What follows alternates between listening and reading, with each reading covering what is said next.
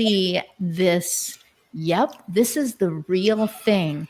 And there are two Christines in the group today. So we are very much dominating.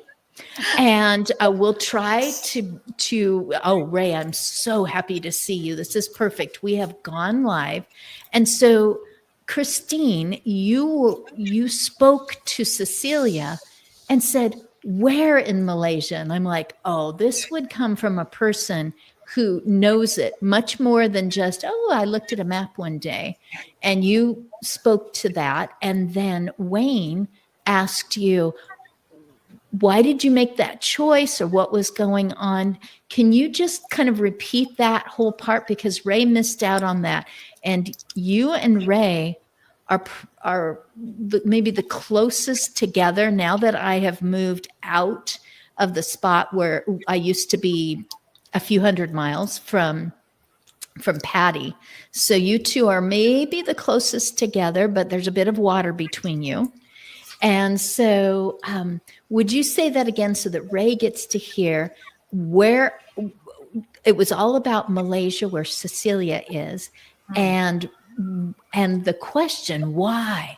Why did you do that? And that's when it really expanded. It was like, we're getting to know the other Christine really well. So go ahead and speak to that again. Look, happy to. Yeah, I had already lived in Japan for 2 years and taught over there, and I loved that.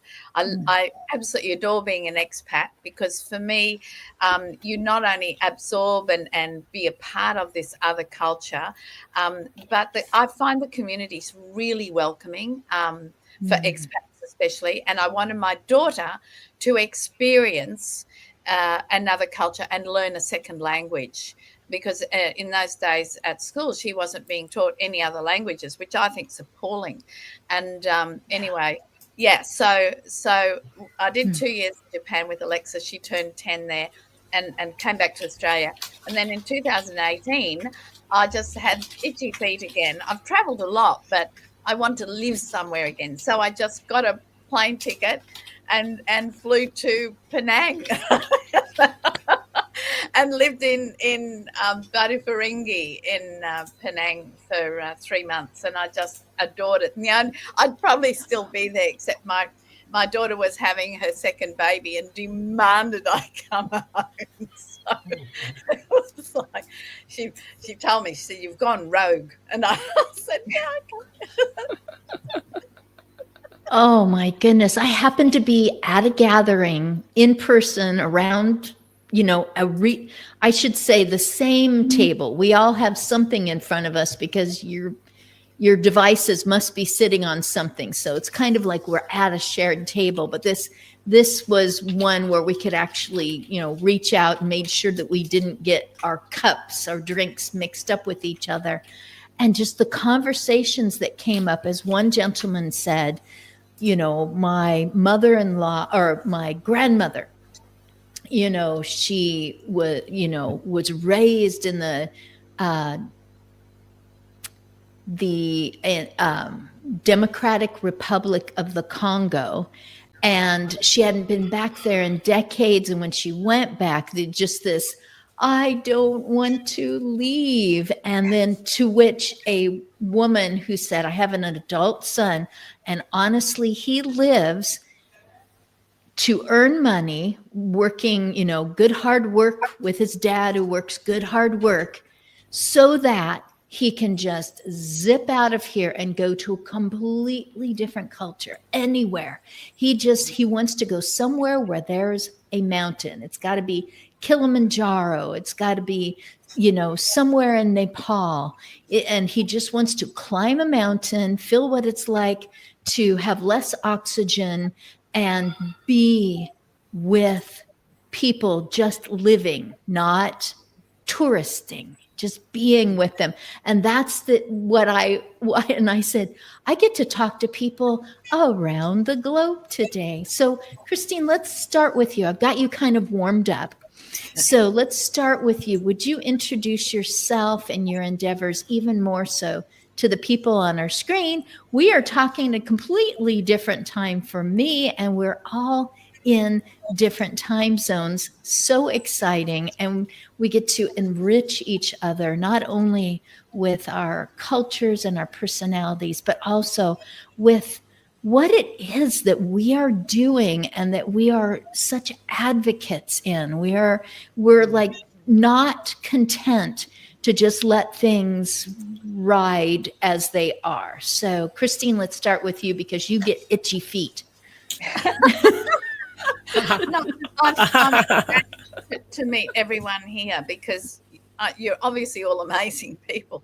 But so I'll be really as brief as I can. My background, I started out doing all sorts of things as I did, but I was PR manager for Jacaranda Press, which is a big publishing company in Australia. And I went and I did all, I worked as a barmaid out Western Queensland and did all sorts of things, went teaching and became a literacy specialist, 2 degrees.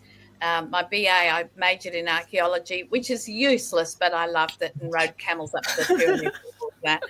But and I ended up opening my first restaurant in 1977 at 25 as a female owner chef, and I ended up with 10 successful restaurants, in a row over a period of 25 years, and became very famous in Queensland because I actually started out famous as a kid. I used to sing and dance on TV, and then I was a ballerina and then a professional actress. So and then when I had this restaurant career, and I used to I set up the restaurant for the Journalists Club, which was really useful. So all the journalists from the big newspaper would ring me up when they needed stories and say, "Have you got a story, Chrissy?" "Yeah," every time.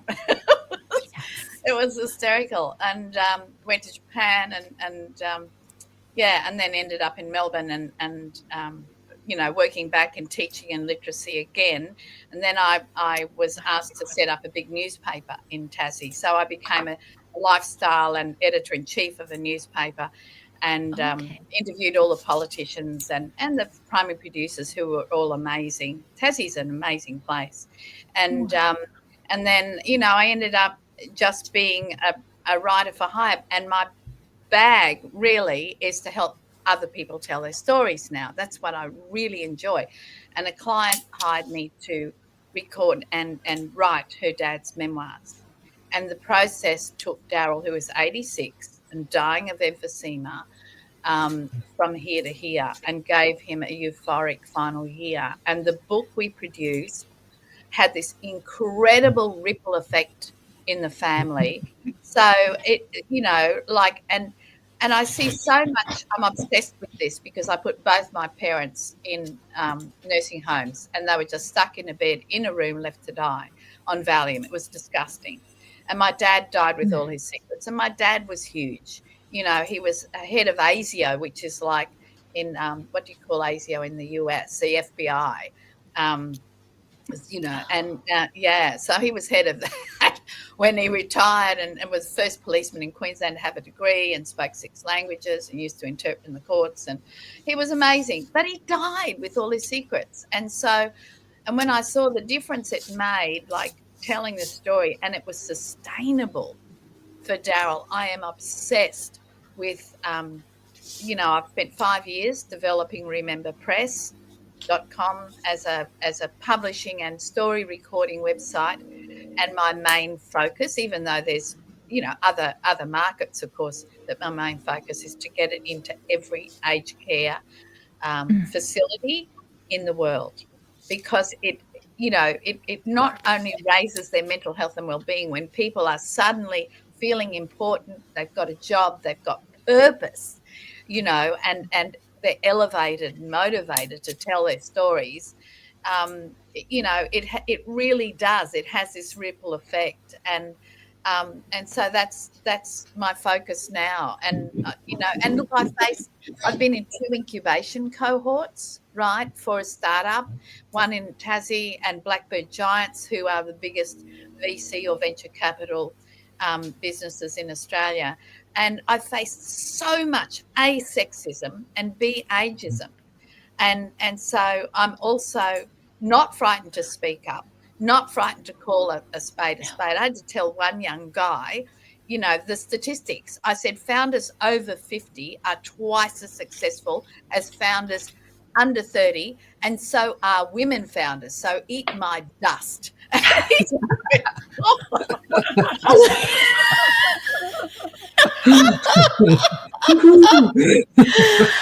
At the beginning, I heard public school, publishing, and pubs because you were a barmaid. Yeah. And I'm just going, she's just out there. Like, just, no, you're wearing flowers, but in the US, we would say wallflower, meaning I just blend in with the wallpaper, and you are nothing like that. You are blossoming and blooming and coming, you are a bouquet. You are a bouquet.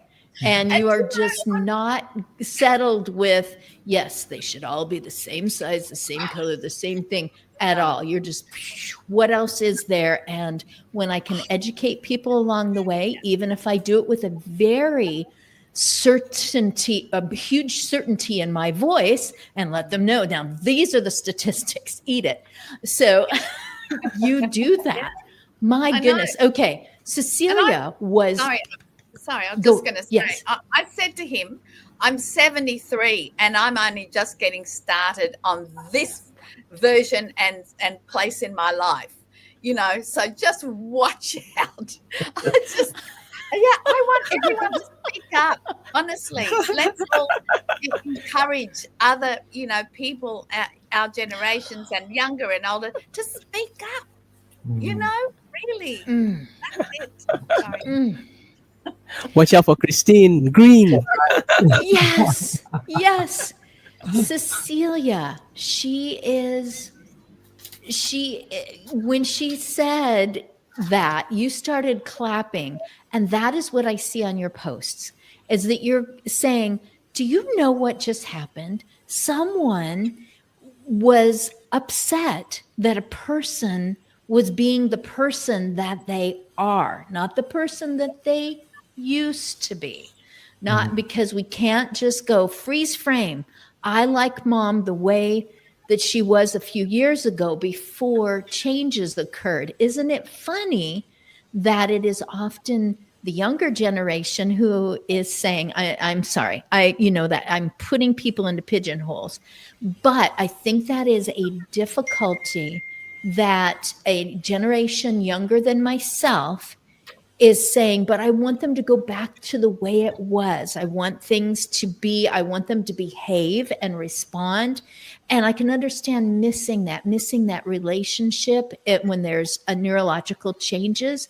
And I also understand saying, this is who you are now, and this is how you feel at home. We had a little type conversation, with where I ended up saying that the skin looks very healthy on those feet because I have served as, hired into homes, people who it's like, oh, I have learned some of the things that you do, like fully drying between toes, but being so careful with that cloth to make sure that thinning skin isn't damaged, or I'm not creating more of a difficulty after, the feet are nice and clean, especially if the toes are in different positions now.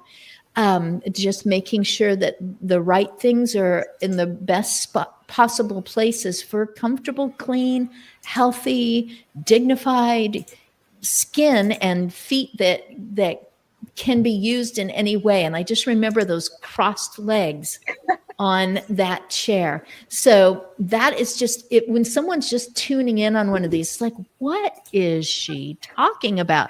Cecilia, it's up to you to help people to understand that my one little vision that I remember from one of your posts, to just understand what you are about. So go ahead and introduce yourself to everyone here on the screen and tell about your endeavors. Thanks, Christine Smith. Okay, so quite funny. But I like to applaud again, Christine Green. I really enjoy your stories. I can feel your vibe, even though I'm just looking at you on screen. But you have this bubbly, this enormous, very healthy vibe, and I love that. Thank you for sharing your story. Well, I've been I think I've been attracted to the elder care at a very young age. I've been exposed to that. My mom used to kind of pull me along when she does her charity works at church and all that. So I was exposed to that at a very tender age. And I've always enjoyed being with my elders at a tender age because I felt that their stories and their sharings are much more interesting than watching the TV or cartoons and all that. And I have been impressed and amazed by that all my life. So this is my chosen career. What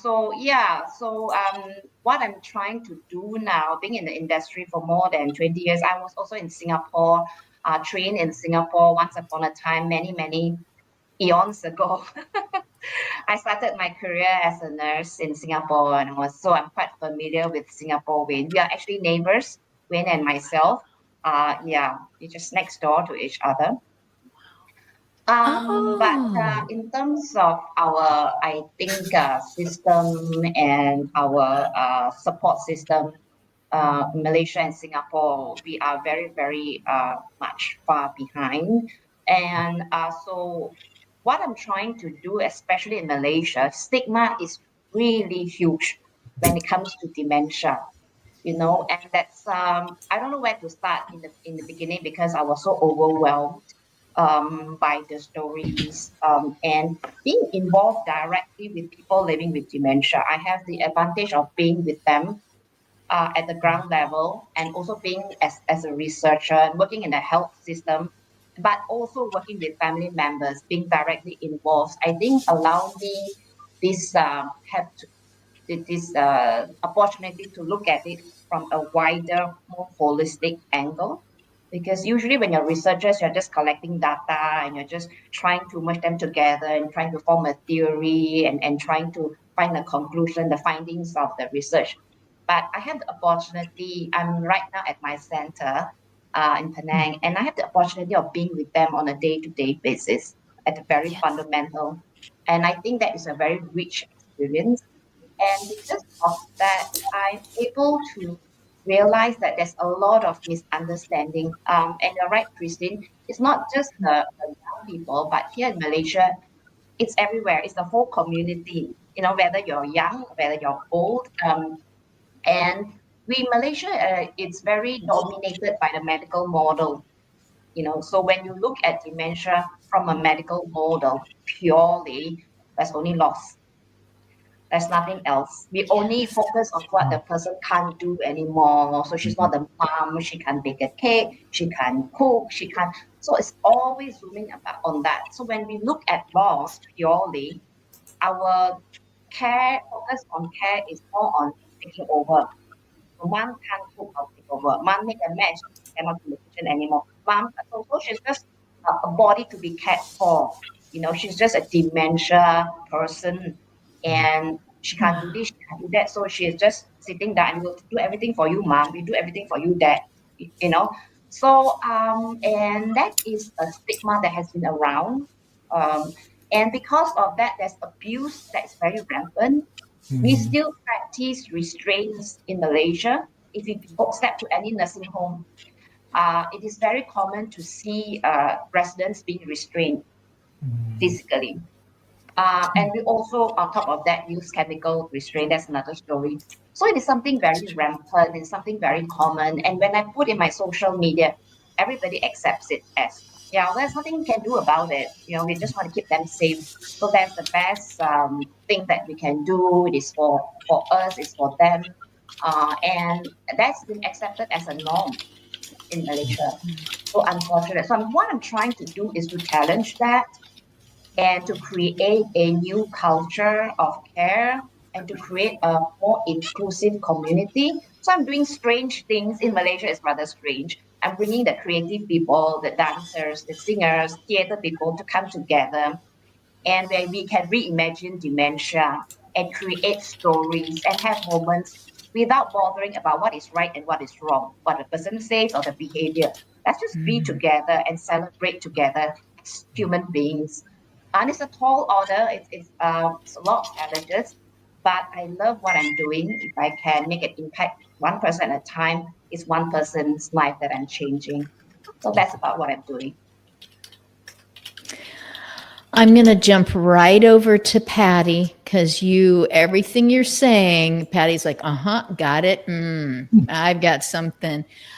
Very true. Medical, not individuals who have made a study of geriatrics or dementia or anything else, but medical has a hard stop when dementia comes in, uncurable, or at least in the UK and in United States, hospice, when hospice is recommended, in other words, this person is not going to recover, that's also a hard stop, so prepare for the death process. That's hospice, or the people that come in to assist in that way.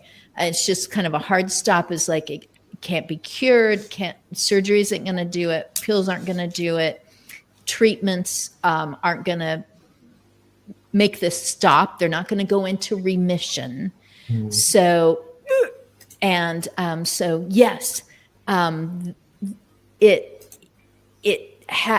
needs a person who says there's more to it than just, that's a dementia person. Hands off. It's gone. It's done. They're over with. So Patty, that's enough blabbering from me. Go for it, Patty. Hello, everyone. Oh my goodness. I'm so grateful to be here today. Thank you for Christine and other Christine. Love hearing your story. Very inspiring to, know that no matter what age you're at, you could really make an impact. So really appreciate that. Cecilia, that breaks my heart to hear people being restrained. I mean, that's just, in my world, that's unacceptable. And I'm so grateful that you're there making change, right? Because that's what's needed in the world. I came to dementia from a totally different perspective. I'm a huge fan of Lego. So you can see behind me, all these are little Christmas things are made out of Lego. I got in fact, there's a term for it. When you play with Lego as a child, and then stop playing with Lego and then go back to it as an adult, they call that coming out of the dark ages. So I came out of the dark ages in 2013 and I started building with Lego, and I met the Lego community in 2015, I believe. And I met a lot of people making a living, using Lego bricks and pieces. I did what most people did, and I started working with children, but there's a lot of people working with children on Lego. And I was like, who is not taking advantage of this amazing tool? And I thought to myself, how about seniors, right? And then at the time, I had a friend who owned a memory care community, and I'm like, I have this idea. Can I try introducing Lego to folks who have dementia? And she's like, sure, come on down. So my first experience, I go into her community. They had 6 people around the dining room table. Half of them were in wheelchairs, and the other half not. And I stood in front of the group and I said, hi, my name is Patty. I'm a Lego artist. I'm here to introduce you to Lego. And not a single person looked up. Not one of them. So I was like, okay, I think I have to do a different approach. So I got down to each person on their level and I smiled at them. I held their hand and says, hi, my name is Patty. I'm a Lego artist. And they looked at me like, what's that? And I said, let me introduce you to Lego. So what I did was with most of them, or actually, let me talk about Mary, right? I met Mary, did my little speech, and she, she was amazing. I asked her if she was a dog person or a cat person. and she had lost all capacity for language. Her response was thank you, with a big smile on her face. And I'm like, okay, well, would you like to play with my little dog here or my cat? She could not even answer that question. So I had given her a Lego flower. I'm sorry, forgot to bring one. She did something that I saw somebody do before. She took the flower upside down, put it on the table, and spun it like a top. I had never seen anybody do that before. And she just smiled, her eyebrows raised, she clapped her hands together like in a pure moment of joy. And I was like, this is amazing, right? And in that moment, in that dining room, like she had done something that was completely unexpected. She probably didn't expect it from herself. And in that moment, I knew that introducing Lego to seniors was going to work. So for the next couple of years, I went to many different memory care communities. I taught people how to build with Lego as a way of, increasing their quality of life, of giving them something to do. The administrators all would call me afterwards and saying, oh my goodness, the residents are happier. They all asked me, when's the Lego lady coming back? So I loved it. Of course, during the pandemic, all group activities stopped, which broke my heart. So I ended up writing a book of my experience called Brick by Brick Bonding, Tools for Family Care. During that time, when I was writing the book, I saw this terrible stat. The Alzheimer's Association had put out their annual report, and they were saying that the spouses of people with dementia were dying before the person with dementia because they were not taking care of themselves. Right? They had promised their spouse that, oh, honey, I'm never going to put you in a home. I'm going to take care of you until the very end, not realizing the commitment and the how hard it is to take care of somebody in the mid to late stages of the disease. I think nowadays, because of the pandemic, we are now aware of how important mental health and self-care is. Right? Mm-hmm. Self-care is not a luxury. It is important. It is a necessity. So when I started writing the book, I met Loretta Venny on the East Coast, who was doing something similar. She wrote the foreword of my book. I met Laura Wagner, who was a copy editor and a gerontologist who edited my book. And then I met Laura Herman, who also lives in Oregon, who is a dementia care specialist. And when she read my book, she's like, this is why this activity is so important. Not only is good for fine motor skills and depth perception, creativity, but it gives you an opportunity to reminisce, intergenerational activity. A lot of people talk to me about, my kids want to play with their grandparents, but we have no idea how to do that collaborative thing.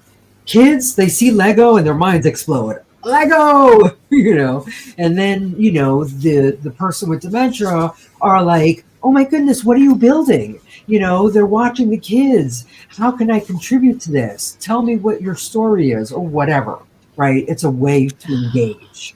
So with Laura, we partnered on the book, and now we've partnered and we created ABC Dementia Course and Community for caregivers. ABC stands for Appreciating Behavior Communication in Dementia. Laura is a big proponent about, someone with dementia who has lost their capacity for language is still trying to communicate, right? They might have lost their ability to communicate, but their full emotional well-being is still there. Full range of emotions are still there. Yes. I went to a caregiving cafe a couple of months ago, and there was a caregiver there and was saying that her mom was saying there are bugs in her head. And people, like people across the table were saying, oh, maybe she's hallucinating and she needs medication, and all these other things. And I was like, no, please, no. I'm like, does she suffer from dry skin? And she was like, yes. How did you know? I'm like, well, I'm thinking about what is she trying to say by saying she's got bugs in her head. Maybe her scalp is dry, and that's the only way she can express that, right? And she's like, oh my God, thank you. Yes, she has dry skin.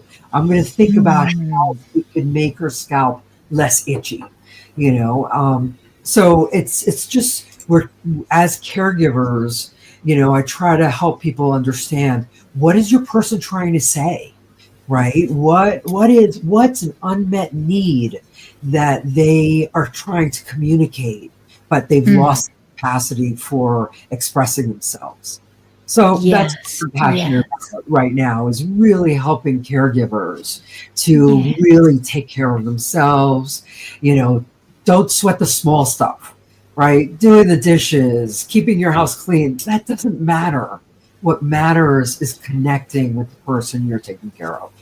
Wayne, you've been shaking your head. Understand that? Yes, you're right. Oh my goodness. What a difference. What a difference. If I lost my ability to communicate this way, I'm still having a tummy ache. I'm still wishing that that person I love to hug would come visit me. And maybe I'm going to be showing a Lego to someone and it's like, understand me. Or, this reminds me of when they came to, I want Patty to come back. Where's the Lego lady? But it isn't coming out here. I'm still here. So Wayne, I would love to hear more. You are surrounded by people. I know what his background is. It's not that room, but he was looking, going, I'd really like to put a filter and get something going on. And I'm thinking that's your hand, and that maybe you were wearing those slacks one day and talking with a group of people. So I'm just going to let you go on with that. And Ray, you're not being ignored. We still have many minutes left. I'm so grateful. So Wayne and then Ray, go right ahead. Okay. Just amazing to be here. As I told Christine Smith much earlier before we came in, this is my first live stream with all of you, with folks, passionate folks like each of you from abroad, outside of Singapore, that is. Yeah, I mean, I have had live streams, with those in Singapore. So, timing isn't that big an issue, and platforms, like online platforms are fairly similar. Okay, so I do dementia prevention these days. I think what I can I would like to say. These days, I'm really passionate about getting people at risk to know that first, dementia could be prevented, and then learn the approaches to be prevented. And then if they want to further their skills, we can talk about personalizing those prevention approaches or strategies for each person. So that's what I do today, really. I started off as a psychologist, as a counselor, and seeing various issues in the community, relationship issues, mental health, work-related mental health, behavioral health. Then I realized my fellow counselors in Singapore, many counselors and psychologists in Singapore then aren't really using the latest. Even in graduate school, when I learned my clinical psychology skills, I realized that perhaps only half the time our professors then were using the latest or teaching us the latest. And I kind of could understand why that is so in the context of Singapore. Briefly, in Singapore, anyone could call himself a psychologist and have no legal repercussions. Right? That's the situation in Singapore and a few other areas in this region of the world. So then the other thing is there are no required standards, right, for psychological practice, as you can understand. So I realized, okay, one of the ways to further this is to go into research and produce knowledge. So people are not just more aware, but they understand what is good, credible knowledge, not just hearsay and street wisdom. So I went to research, and that is when I started becoming interested in aging and subsequently caregiving. The caregiving spin is really because I have my own caregiving story to tell. I started off as a caregiver at the age of 21 or 20, thereabouts. I cared for my mother's mother, my maternal grandmother. Then she had, I think, the number of conditions, if I recall, arthritis, rheumatism, high cholesterol, diabetes, though she refused to admit it, I think, and a few others, really. So that was my kind of being thrown into the deep ocean. And then I realized, man, the finances are really a huge burden for the family, and I wasn't earning because I was still a student, undergraduate student then. And then my mom could only have the mental capacity to help her mom to a certain extent because my mom was depressed then, right? So being a caregiver made that depression worse, as you can possibly imagine. So my dad was the sole breadwinner of the house then, and he had all of us plus my younger brother to feed. So all 5 of us in the house. So I realized that what I could do is to help my mom a little bit more, so she would be less depressed, or at least feel a little bit less burdened. So that's how I started, as a caregiver, learning all the mechanics and learning how to change diapers, handle the wheelchair, even bathe my grandmother. And I was really uncomfortable with that. I remember as a guy, 21 years old, at home, and so. Fast forward that later, after my grandmother passed on, my mother became diagnosed with cancer of the, I think ovaries, ovarian cancer. Oh, yeah. So it was a period of, I think, pain, both mental and physical pain for her. By the time she was diagnosed, she was like stage 3 and very quickly progressed to stage 4. And so long story short, I also became her caregiver. And now I'm a bit more experienced, but also a bit more burdened. And I have job juggle then already. Then my brother also came forward to take a bit of these loads. And then my mother kind of passed on, and kind of interestingly or coincidentally, just at kind of a week after my mom passed on, my dad became frail. He had a stroke, a brain stroke. Yeah, a series of brain stroke, the TIAs, the transient ischemic attacks. And then his movement was restricted. He could no longer work full functionally as he would. And so we become somewhat partial caregivers for him. And eventually he also passed on during COVID, not due to COVID, but due to heart attack. So I came into caregiving really because I have my own story, as a caregiver, and so the angle of my research kind of shifted to caregiver well-being, caregiver depression, burden, health status. You can now understand why that is so. Published my dissertation when I did my PhD on that topic, and so today I realized that among the caregivers, it is the dementia caregivers or carers of dementia patients and people who are mild cognitive impairment, who might be one of the groups that really carry a great burden financially, emotionally, and financially it's a big thing here in Singapore. There is the cost of out-of-pocket cost, and then there is the opportunity cost. The opportunities that are being missed out, right? The younger generation have words like "you only live once," right? So people, miss out things. So fear of missing out, right? The FOMO, FOMO, right? Yes. And many other is the Gen Z language that I pick up along the way as I teach. So So then I realized it would be great if we can really help dementia patients live with dignity. It would be great if we can help their caregivers reduce or lessen the burden. But wouldn't it be better if we could prevent?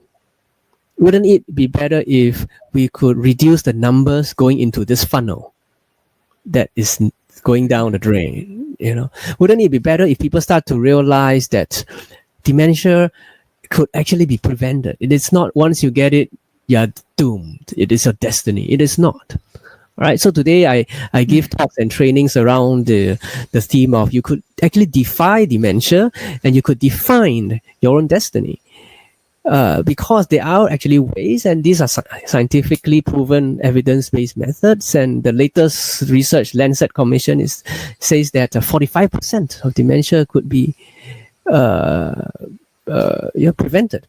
Right, psychosocial, all the basic, essentially all the non-medical causes, all the non-biological causes could be dealt with by a person himself or with the family. So that explains why I do what I do these days. In the last, I would say, I only started veering into this in the last 2 years. I had a chance to work with a dementia research facility and understand some aspects about biomarker research, and then fMRI, all the imaging research, and then gaming and digitized or digitalized gaming cognitive assessment. And all these are useful to me now because they can help just the general people. And if we are 50, we are at risk. So I'm going to be at risk. So I see as my preparing for my own aging now, that if I would help people spread the knowledge about dementia prevention when I'm of that age, when my age-related risk increases, I also have all my other protective factors increase. And I think the best way to spread the word is to be the word yourself, a living testimony. So that really is why I still do what I do today. There's not a person on the screen whose heart was not going out to you as you described each of these situations, the awkwardness, the pain, the sorrow, the can I help in some way, and champions you and cheers you as you are going, so this needs to change, and this is how I'm going to make that change. It's just a thrill, and it's really an honor to have you just place that out and share that out on your very first time live streaming outside of your home country. This is wonderful. My pleasure, absolutely. Yay. Ray, at this point, all the squares have moved around a bit and you are front and center, top of the screen. You get to just tell us everything you want to say. It's yours. Thank you. And thank you for having me. I guess I'm probably equating myself to a grumpy old lady about now, because I'm tired of hearing that not a lot changes. And we've all people in here have been advocating for so many years. I know I have. And that we're still saying the same things. And how cool would it be to cure dementia? But how cool would it be to have communities where people with dementia aren't treated like prisoners or are treated with a real human rights approach to life? And that's been my passion, is about the voice of the person. Not my voice, but the voice of the person, who is so often missing from any discussion. And for me, it's about that transition into aged care, where people almost walk through front doors and they leave their past behind, and they come in and they become what's called a resident, with all its insular singularity. And we use this terrible language of when you lived at home and when you worked and when you had a family. And my old favourite is when you were so beautiful in those photos. Like, at the moment, you're no longer beautiful. And people do it constantly. And how that makes people feel is like, yes, in the past I was something and I was of value. Right now, I'm not. I've become what's called a resident. And the thing about that for me is we have a saying, a line of policy in Australia called Aging in Place, which essentially is about you can stay in the home until you die. But I like the idea of just living in place. It's like it should just be another part of life coming into aged care that's not scary, it's not demeaning, that is thoughtful, and that is a human rights-based approach. And instead of writing, activity programs for a generic population that don't exist, and I'll give you an example of that. You could come into any aged care home around the world, because I've been to many homes, and say you like motorbike riding, and we'll say, well, you'll enjoy bingo and colouring in then, because there's no capacity for us to give you motorbike riding. And that for me is awful, because you know what? I'm going to have lots of behaviours when I get into aged care, because I won't want to colour and play bingo. I might want to ride my motorbike.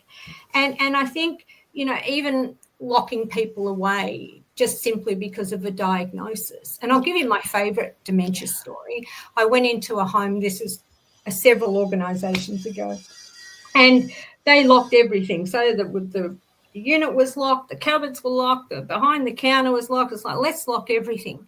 And I was looking for a key to open a cupboard to make a cup of tea for myself and another resident who was in there. And the resident with dementia said, the key's on top of the fridge. They think we're stupid. And so the resident knew where the keys were, and she'd been watching this, but because she has dementia, we don't give her any value of actually being able to still participate in her life, and we don't think, oh, we might leave it unlocked. No, we better lock it up, because you're a scary person if we don't lock it up. And I think our compliance and regulation is often used as a cop-out, and that was certainly what happened with COVID. COVID just set us back like years. And it's been very hard dragging us back out of the dark age of COVID to enable people, and I hate using the word allow, but to enable people to live their life again as they want to live it. Not as I think you should live it, but as you want to live it. And for me, I always quote a congressman that you've probably heard of, John Lewis, who liked to talk about getting into good trouble. And it's like, let's create some movement here. Let's create some trouble. Let's have the resis rise up. And for me, and my Montessori background is like, okay, so I have to enable that person to be who they want to be. And that idea is still of ambition that we never let older people have. We never say, what do you still want to do? What do you want to be?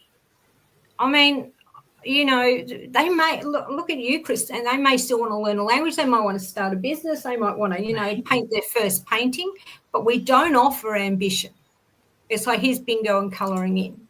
We don't engage you to be the person that you could still be. You will only ever be that person you left at the front door when you came in to be a resident. And that, for me, is the real sadness of people coming into aged care. So for me, and I'm really grateful to the organisation I work for now in raising this, what I call a consumer voice, that we now have 100 residents from aged care homes around Australia who meet regularly to discuss, design, collaborate and talk about what aged care should be. Because, we survey people to death. We ask questions, are you satisfied with this, yada, yada, yada. But I just don't think we ask the right questions. And I often think we should ask the questions of, what don't you want? Do you want your pad shown in front of everybody else? Well, no, I don't. Do you want to do the things that you want to do? Well, yes, I do. Do you want the carers just walking on you at any time and not knocking? Well, no, I don't. Because if they did that in my house, I'd be calling the police. But in someone's, and we say it's your home, but we'll still walk in your door and not give you that value that it is your home. And Christine mentioned that her parents died this terribly sad end, which is just awful, that you've come to a point where, sorry, time's up. When you're not quite dead, but time's up. So you can exist. And that's the real sadness for me, and the real injustice for me of what we do that's not right. And when we talk about restraint, there's restraint, the very obvious restraint, and there's the less obvious restraint that we have in our communities. And that is that, you don't want to go out, Bill. It's you might get in trouble out there, Bill. You might get lost, Bill. Don't go out. That to me is restraint as well. It's about having those conversations, and from a Montessori point of view is, how can I enable you to do that? You want to go bungee jumping? Right. I'm not going to say no. What I'm going to do is give you information, because often people in aged care lose access to information. So you've let me go now. I know I'm raving. And what I would do is always give them information. Then they can still make a decision. I don't care at what stage of your disease, you are still at a point where, with us enabling you to be able to make a decision, and that we take away. So we wonder why we have people with behaviours. Well, I'm going to be one of them. I'm going to be, if you tell me I can't go out, if you tell me I can't wear what I want, if you don't let me put my makeup on every day, if you don't let me do my hair the way I want it, not the way you think you want it, if you're not going to let me dress up every day, well, I'm going to have behaviours. And like Cecilia's posts, they're behaviours of people just wanting to be who they have a right to be, not someone who we think they should be. Okay, I'll stop there. You waited so long hearing each of them. I thought that was, you have the right to just speak it. And it is coming from so much. You've been aware, and you've been putting the pieces together. And for those on the screen who are not 64 or beyond, it is fun to be, because I'm not over the hill, whatever that hill was that birthday cards say you're over the hill. I'm still summiting the mountain, and I keep turning around and looking at the landscape of life and going, well, all these things, I'm connecting the dots, and I'm finding out, well, this makes more sense. And I'm learning, I'm willing to listen to other people who are saying, but this is another, perspective on ageism. But you could actually be pointing at yourself and saying, I took away their rights. I decided that I was fearful or uncomfortable, and I didn't want that. So therefore, you can't do that. You can't live in a home with stairs, because something terrible will happen and people will blame me, and I don't want that. So you can't have that. That was just somebody shared that other people were saying, why are you keeping your father in a home in your house? Why are you providing him love and interactions and everything in a house with stairs? And it's like, do you need to understand that was Dad's mountain, that he would try, he would work on it, he would have an accomplishment and he would talk about how I'm being careful, and we would just go, sure, Dad, you're just fine. Just like in any circumstance, if something happens, then we'll deal with that something when that something happens. And talking about how Dad's last time climbing those stairs and back down again. And it's like, I always heard that you're supposed to take all the obstacles out and all the possibilities and just go, now the room has been fully padded. Oh, I just put you in a cell. I just locked you down. I just made sure that you don't make any more choices or enjoy something different. It's like, what do you want? I want to stay in this house with those stairs because that's something I can enjoy. And their last day, they summited that mountain. Here I am yabbering on. I am not done with you. All of you, I want more. And we are nearing the end of our hour. So if anybody wants, well, Patty, she knows she's she can come on any old time. Hey, I want to tell something new that we did. We just made a movie or something. It's like, Patty, come on in. So you are all invited to let me know when things are changing. And sorry, husband, we might do something like this again, not too long from now. My husband is the one who makes everything happen. And he has said that it's so important to hear people express how they came to this point, how what they are offering and providing was born of grief, that it came from a situation that they didn't throw themselves into, they were thrown into, that it came from an early age where they just thought, if only I could, and now they are, doing Can I- Duplos. Yes, please say something. Christine wants to say something. Yeah, thank you. I just wanted, apropos Ray's incredible talk. Where are you, Ray? You're obviously Australian. Yeah. Where are you? I'm in Sydney. Yeah. In Hobart, Glenview is a big aged care business here, and they have opened, as far as I know, it's the first ever dementia village, and it's called Korangi. If you want to look it up, Koron. I know Korangi. Oh, there you are. I was down in Tasmania a few weeks ago doing a talk. Oh my God. We're doing some good things, but it's still about isolating communities. It's still about isolating because of your disease. And I just want us to get to a point of like, oh, you got a bad heart? Okay. You got dementia? Okay. So how can we all coexist? And I love the idea. One of the homes that I managed, I taught other residents without dementia how to support people with dementia. And I came up with the bestest ideas, like super. And so having that whole community work together, to me, was so phenomenal.